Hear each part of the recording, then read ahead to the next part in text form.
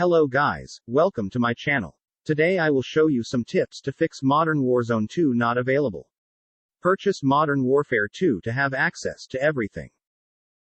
So, firstly, exit the game, exit battle.net or Steam.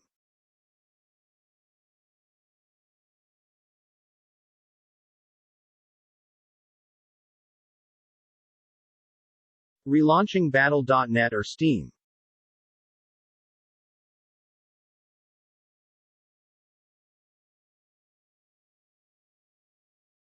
Next, for battle.net users, click on the gear icon, Settings, and then click on Scan and Repair.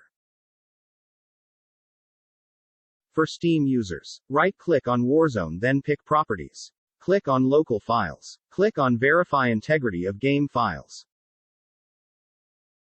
If not working, then restart your PC. Restart your router, console by turn off them, then unplugging power cable.